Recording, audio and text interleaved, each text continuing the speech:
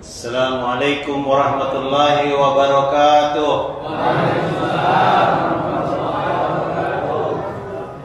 Alhamdulillahi wa kafa wa salamun ala ibadihi alladzina istafa ma ba'd. Yang saya muliakan Ketua DKM Haji Mahmuri, baru-baru kemarin menemani saya ke negeri Kangguru, Australia. Dan ini tongkat ini, beliau menjadi saksi. Saya manjat-manjat pohon untuk ngambil tongkat ini dari Australia.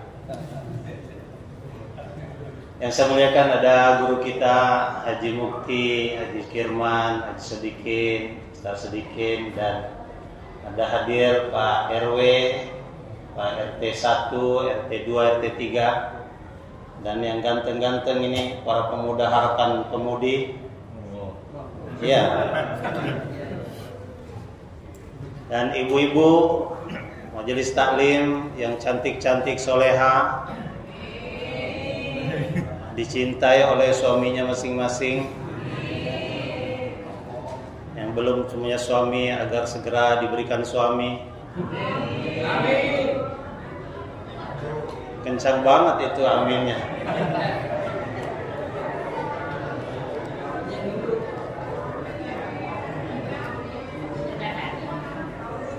Baik, alhamdulillah. Salawat dan salam kita sanjungkan kepada yang mulia baginda Nabi besar Muhammad sallallahu alaihi wasallam beserta keluarga dan seluruh pengikut-pengikutnya hingga akhir zaman. Hari ini kita duduk di sini dalam rangka memperingati Isra Mi'raj. Isra Mi'raj itu terjadinya pada bulan apa? Mana yang kecil? Adik-adik coba saya tanya, yang berdiri ini coba. Bulan apa terjadinya Isra Mi'raj itu? Sini. Yang kecil, bertiga sini. Maju sini. Maju sini. Nah, siapa namanya? What's your name please? Siapa nama?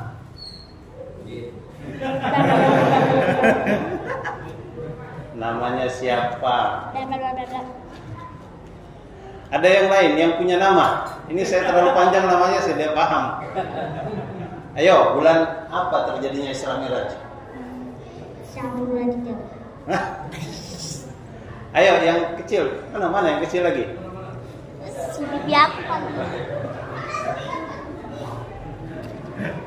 Ayo, ini yang pukul gendang nih. Bulan apa terjadinya Isra Mi'raj? Yang menjawab satu orang. Bulan apa? Tanggal berapa? Tanggal berapa? Satu orang yang jawab tanggal berapa? Ini berhadiah, siapa namanya? Tanggal berapa terjadinya Isra Mi'raj? 2025. Terima kasih. Ayo, satu orang yang berdiri jawab. Berhadiah. Cepat, berdiri. Tanggal berapa terjadinya Isra Mi'raj? 27. Kita keluarkan hadiahnya dulu. Mana hadiahnya nih? Ada nggak hadiahnya? Kalau nggak ada nanti minta sama ketua DKM. Betul hadiah. Bismillah. 50.000 untuk Isra Mi'raj. Alhamdulillah. Hanya mengingat tanggalnya sudah barokah. Bagaimana lagi melaksanakan Isra Mi'rajnya? Dan kenapa kita perlu peringati? Karena hari ini bulan Sya'ban, ya. Tanggal berapa hari ini? 15, 16, 27 Rajab sudah lewat, makanya harus diperingati. Allahu Akbar. Alhamdulillah, di mana-mana sekarang memang perlu kita memperingati Isra Mi'raj. Apa yang diambil Nabi ketika Isra Mi'raj? Ayo. Perintah sholat. Hari ini di mana-mana orang memperingati Isra Mi'raj itu dengan menceritakan kisah bagaimana perjalanan Subhanallazi asra bi'abdihi lailan minal masjidil haram ilal masjidil aqsa ilal akhir ayat. Jadi perjalanan Isra dari Masjidil Haram ke Masjidil Aqsa. Kemarin di Australia kami Isra di 14 masjid bersama Haji Makmuri. Itu perjalanan Isra dari masjid ke masjid, minal masjid ilal masjid.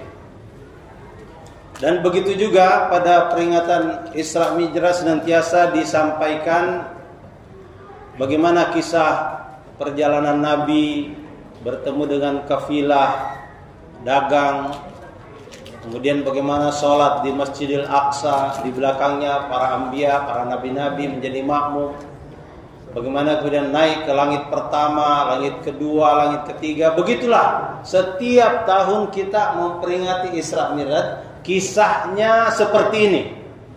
Tapi malam ini hadirin dan hadirat, bapak-bapak, ibu-ibu, mana ibu-ibu? Masih ada nggak ibu-ibu? Ada. Malam ini kita akan memperingati Isra Mi'raj itu berbeda sedikit. Boleh? Boleh.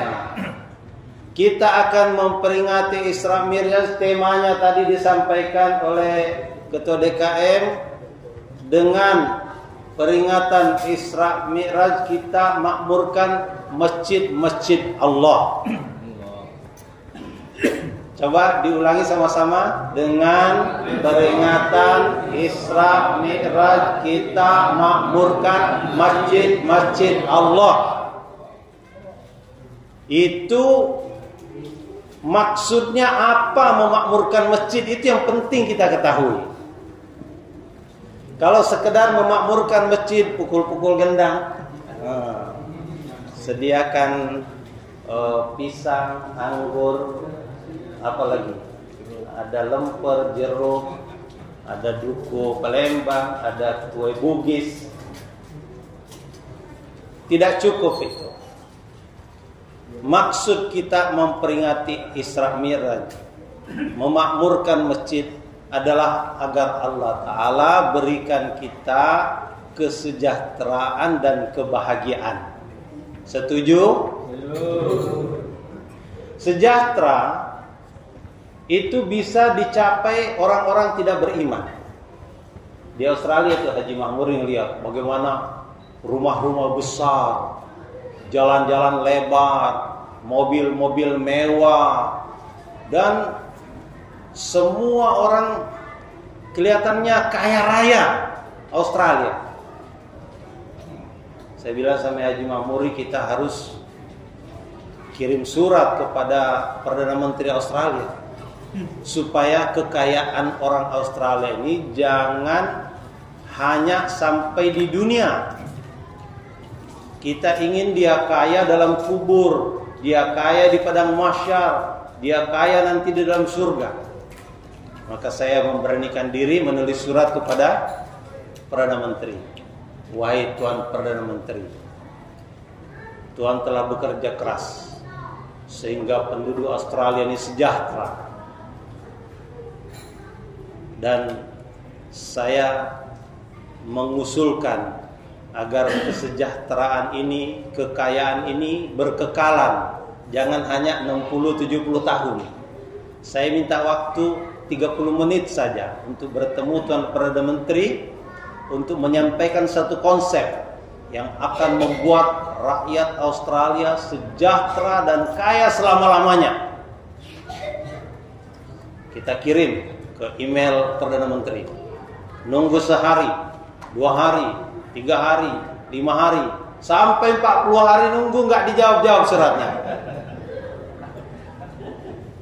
Padahal sederhana.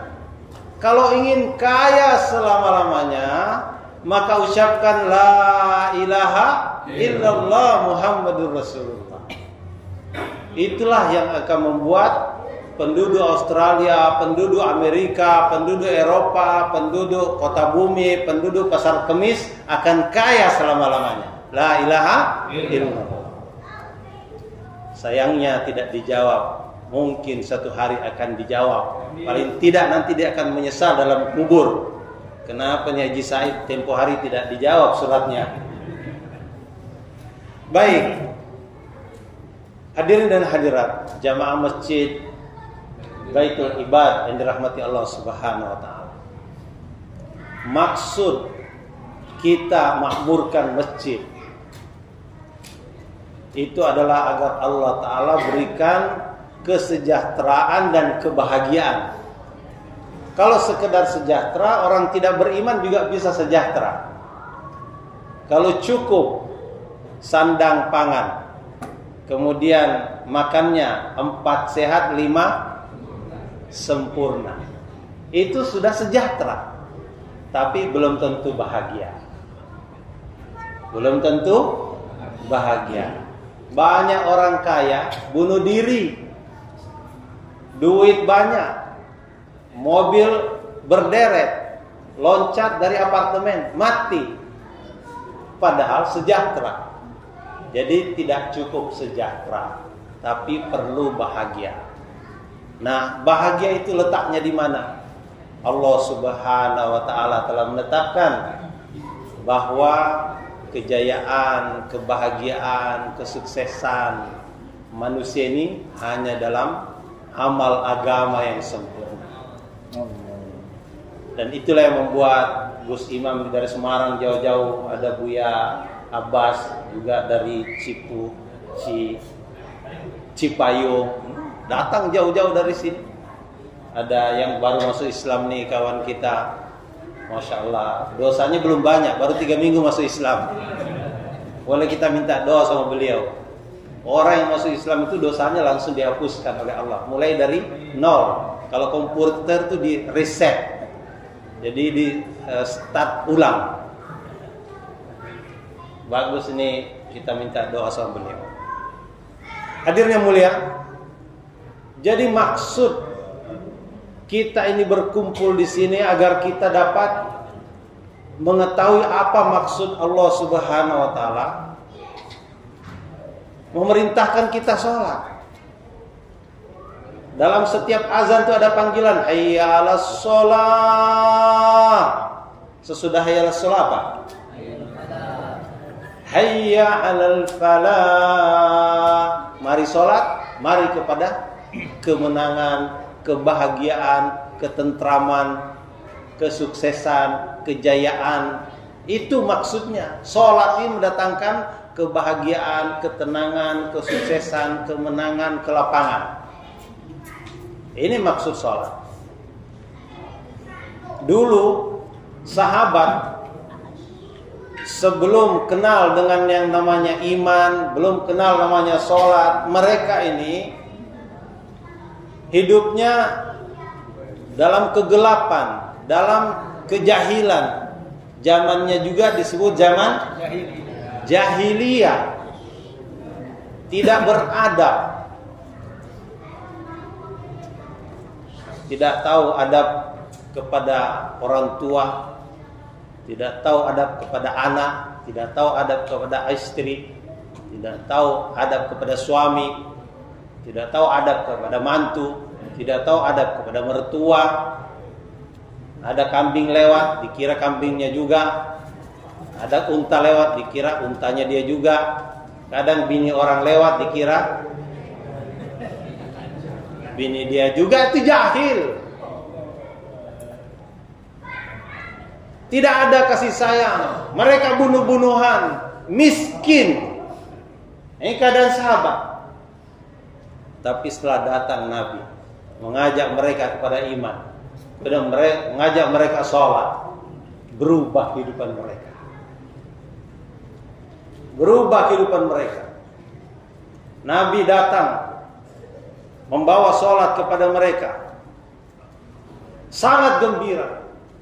Dulu mereka kalau ada persoalan, mereka selalu mengadu kepada Nabi, ya Rasulullah ada persoalan ini, ya Rasulullah ada persoalan ini.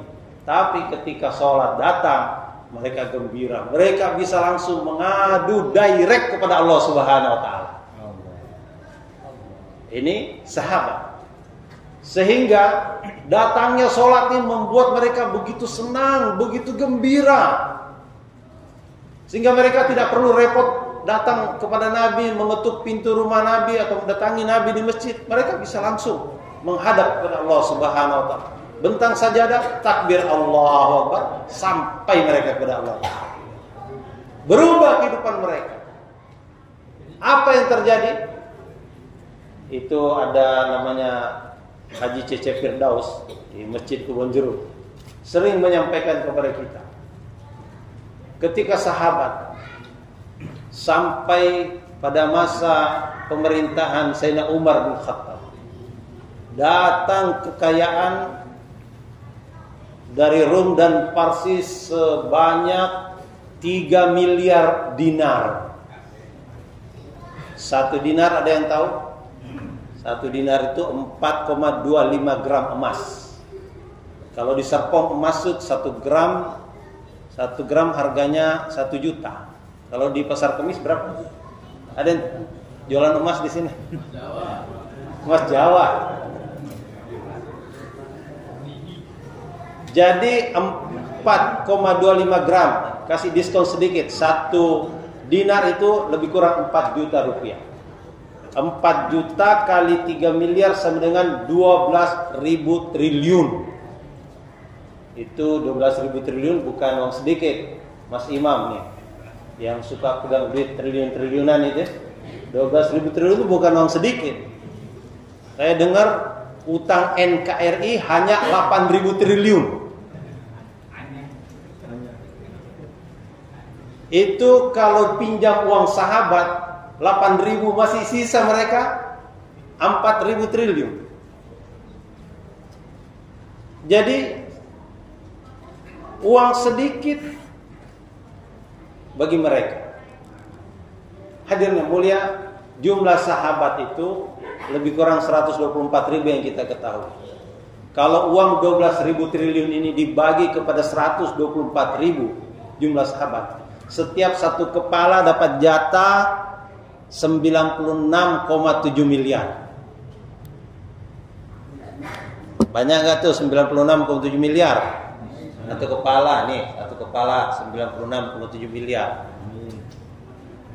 Bukan sedikit itu. Ini kalau Haji Makmuri kumpulkan duit 100.000, 10 juta itu 1 senti tebalnya. Uang 100.000 ya. 10 juta itu 1 senti.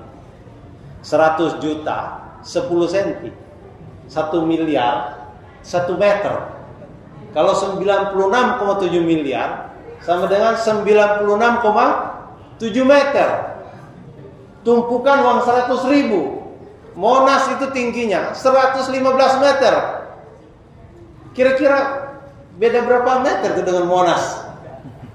Tumpukan uang 100.000 setiap orang, setiap kepala akan dapat. Bagaimana mereka bisa mendapatkan harta sebanyak itu, kekayaan sebesar itu, padahal negeri mereka gersang. Sejauh mata memandang, batu, pasir, kering, kerontang, panas di siang hari, dingin menusuk tulang di malam hari. Tapi mereka sejahtera. Coba apa yang membuat mereka bisa sejahtera seperti itu?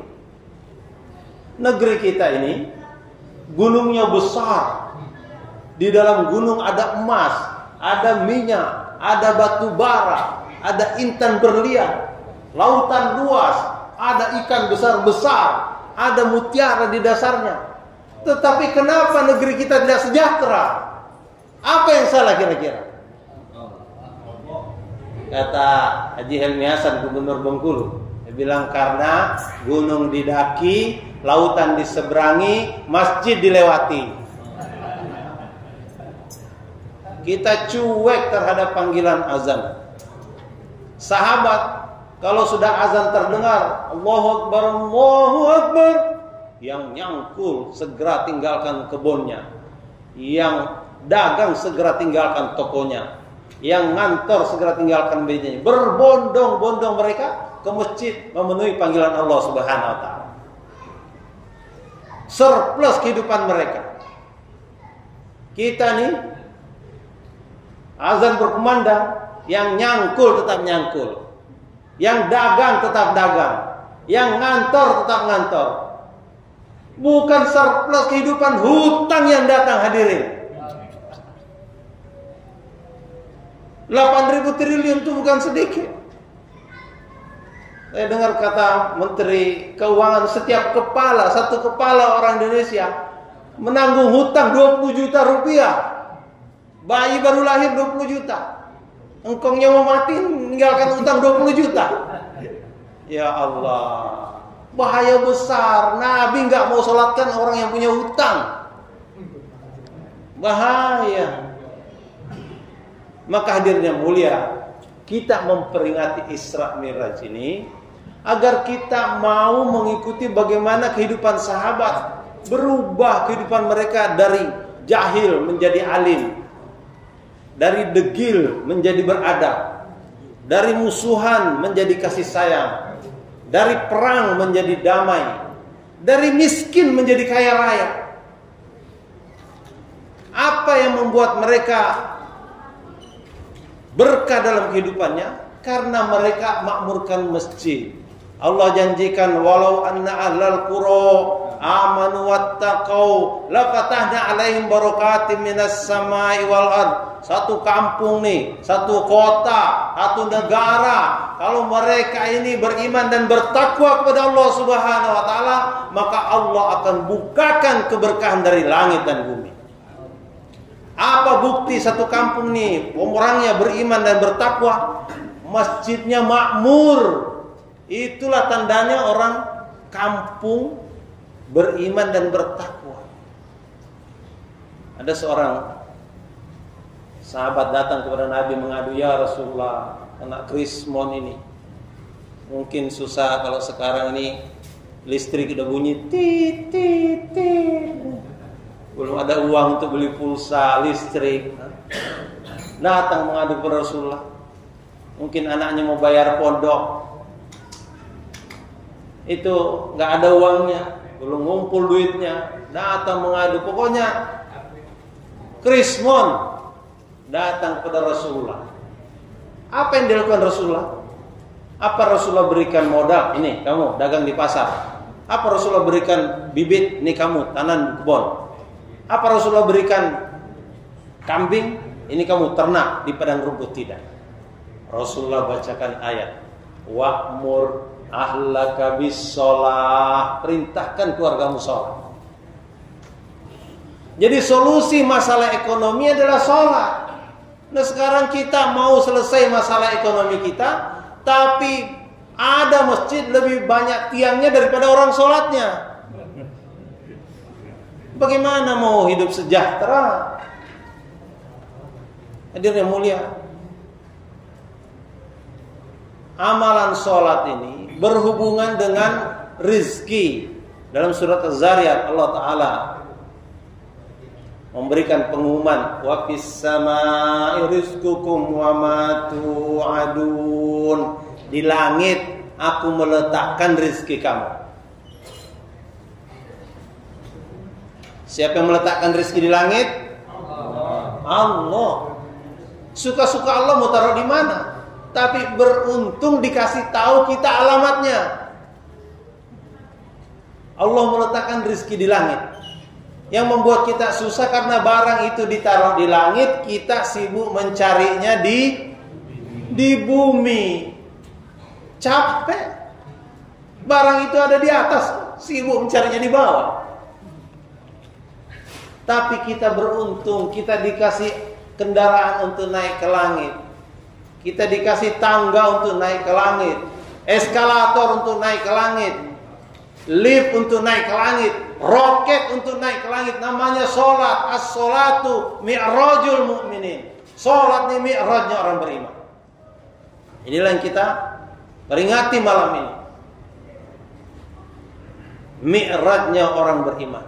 Itulah sebabnya satu negara yang menjaga sholatnya, negara itu akan sejahtera.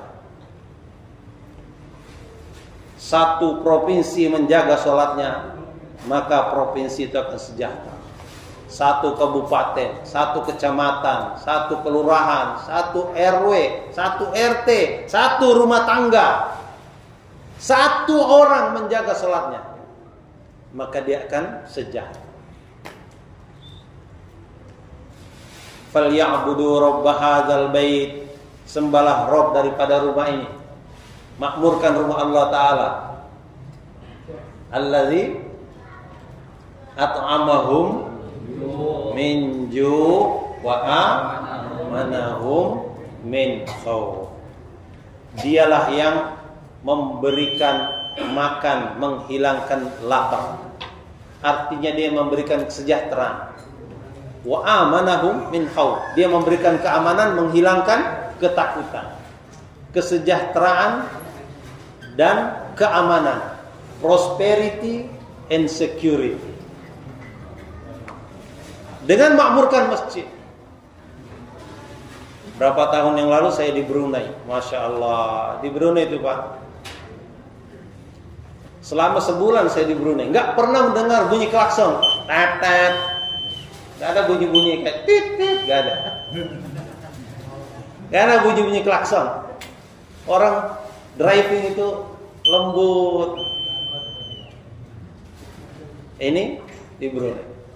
Dan setiap orang yang datang ke masjid, terutama orang-orang tua, selalu bawa kantong plastik, bawa tentengan. Kemudian selepas salat asar mereka duduk di meja. Kemudian memberitahu, ini masakan mantu saya, ini masakan anak saya, ini masakan istri saya. Setiap orang bawa kantong-kantong ke masjid, makan-makan di masjid. Kerjanya orang Brunei itu makan-makan di masjid. Alhamdulillah sekarang kita ada makan-makan ya.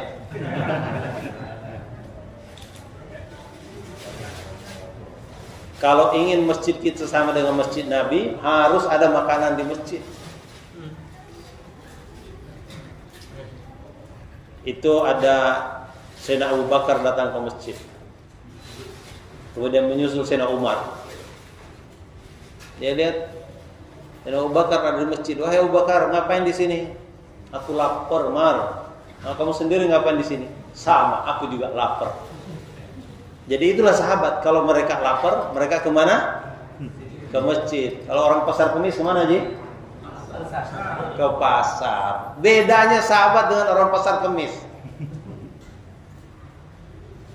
Mereka kalau lapar ke masjid, kenapa? Karena di masjid selalu ada makanan. Hanya waktu pacaklik itu yang ada ceritanya. Kenapa? Karena ibu-ibu selalu bawa makanan ke masjid. Mudah-mudahan ibu-ibu di Baitul Ibad ini selalu bawa makanan ke masjid. Mulai besok ibu-ibu bawa singkong rebus ke masjid ya.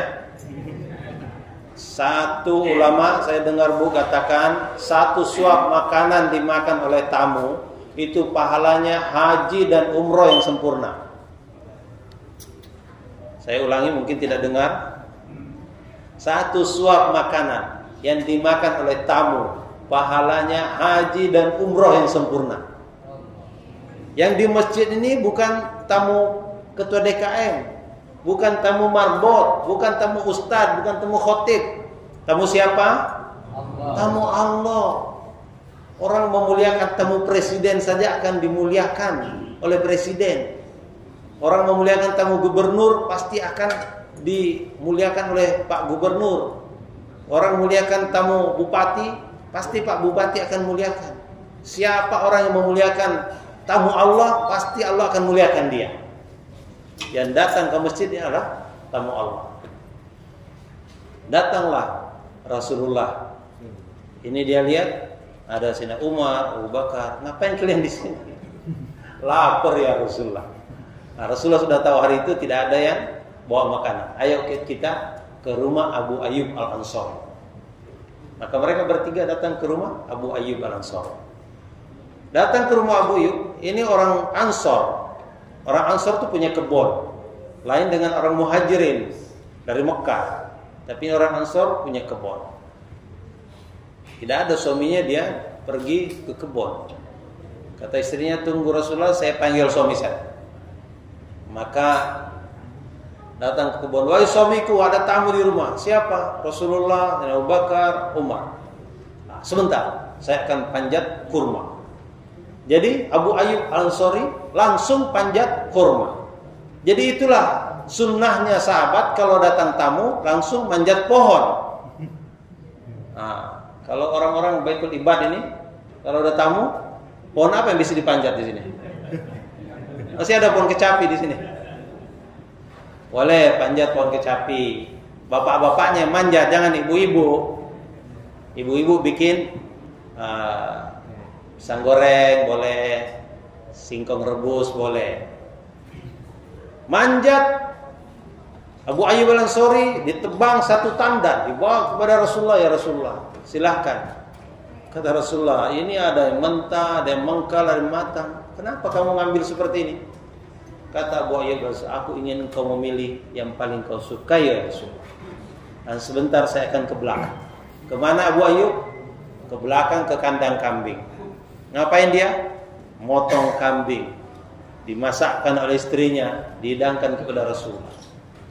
Jadi sunnah kedua sahabat kalau datang tamu ke belakang motong kambing. Ya, ada nggak kandang kambing di belakang masjid? Datang tamu,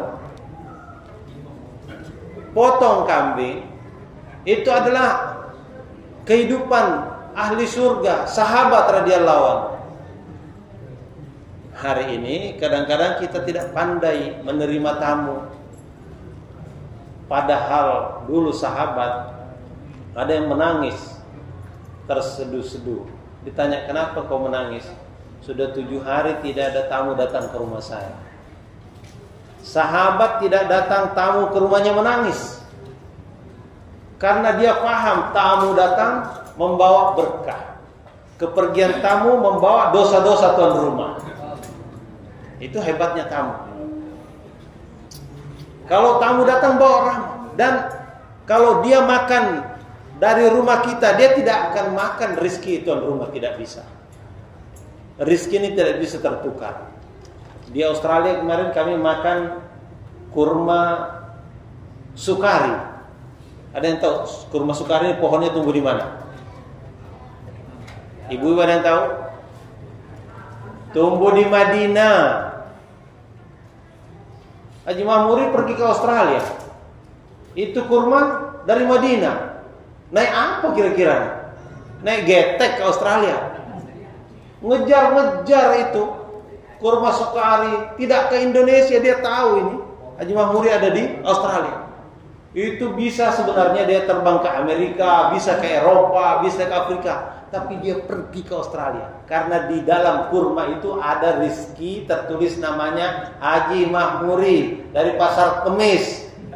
Akan ketemu kurma pada tanggal sekian di Australia. Bayangkan itu.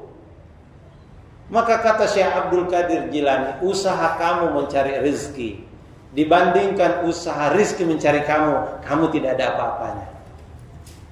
Kita cari rezeki paling sekitar sini. Paling jauh dekat Monas sana, mungkin ke Bekasi, ke Cibitung. Tapi itu kurma udah melewati miliaran manusia, melewati gunung dan lautan, menyeberangi sungai dan danau untuk sampai. Termasuk ini ada duku dari Palembang. Coba berapa juta manusia dilewati duku Palembang untuk sampai ke Pasar Kemis ini. Jadi rezeki tidak pernah tertukar. Tapi ini rezeki Allah letakkan di langit supaya mudah datang kepada kita, diperintahkannya kita untuk sholat. Inilah maksud dan inilah hikmah kita memperingati Isra Mi'raj, agar tujuannya itu kita hidupnya sejahtera dan bahagia. Kita hidupnya sejahtera dan bahagia. Kalau sekedar sejahtera banyak, tapi kita tidak cukup hanya sejahtera. Kita ingin hidupnya bahagia. Bagaimana bisa bahagia? Nah, makmurkan masjid. Supaya makmur masjidnya, bawa makanan seperti ini. Kira-kira kalau makanan tiap hari ada di masjid, ramai nggak orang di masjid? Nah, orang yang encok, yang flu, yang demam, datang nggak ke masjid? Datang. Tuh dengar ibu-ibu. Yang bisa menyediakan makanan tuh ibu-ibu, bapak-bapak nggak sempet. Dan ibu-ibu akan dapat pahala haji, pahala umroh. Nabi SAW bersabda, "Man kana yu'minu billahi wal yaumil akhir falyukrim dhaifahu." Siapa yang beriman kepada Allah dan hari akhir, maka muliakan tamunya. Tamunya Allah nih yang datang ke masjid. Ibu-ibu kalau bikin makanan apa saja, maka lebihkan sepiring. Di Bengkulu kami buat namanya GLS, gerakan lebihkan sepiring. Saya kira bisa dimulai di sini, Haji Makmurin. GLS, gerakan lebihkan sepiring. Saya dengar ada 150 rumah di sini ya. Jadi kalau ada GLS di sini, setiap hari ada 150 piring makanan sampai di masjid. Kira-kira ramai nggak masjidnya itu? 150 piring. Yang tua datang ke masjid, yang muda datang ke masjid. Engkongnya yang encok juga, insya Allah datang ke masjid. Tapi ibu-ibu harus mempersiapkan pakaian suaminya untuk berangkat ke masjid. Karena kalau ibu tidak ke masjid, ibu tetap bisa dapat pahala orang ke masjid. Pahala langkah-langkah ke masjid, diampunkan dosa, diberikan pahala, diangkat derajat. Setiap satu langkah, maka diguguran dosa. Nah, makanya sediakan sendal suaminya, sediakan sarung suaminya, sediakan jubah suaminya. Mungkin suaminya pakai batu akik, cincin batu akik. Ada?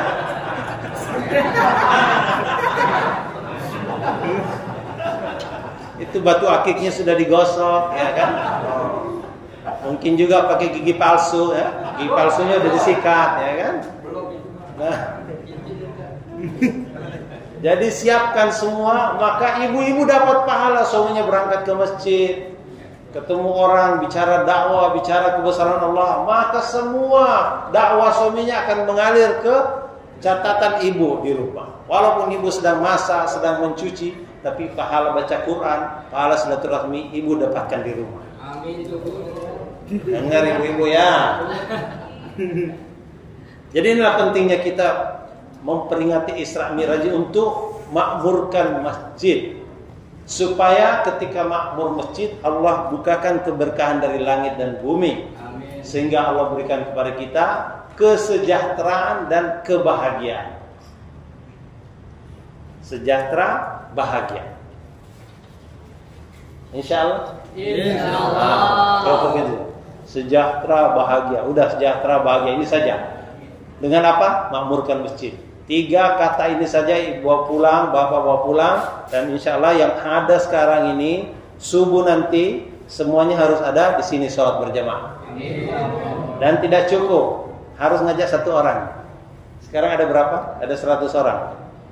Setiap 1 orang ngajak 1 orang. Jadi besok subuh ada 200 orang di sini. Insyaallah 1 orang aja. Nanti zuhur masing-masing yang 200 subuh ngajak lagi masing-masing 1 orang. Zuhur ada 400 orang.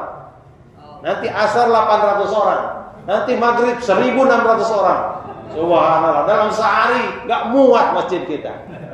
Kalau kita dakwah. Tapi itulah dakwah inilah yang menjadi tanggung jawab kita. Mudah-mudahan pertemuan yang singkat ini diberkahi Allah Subhanahu wa taala. Amin. Allah jadikan kita semua menjadi pemakmur masjid. Amin. Sehingga Allah berikan kepada kita kesejahteraan dan kebahagiaan.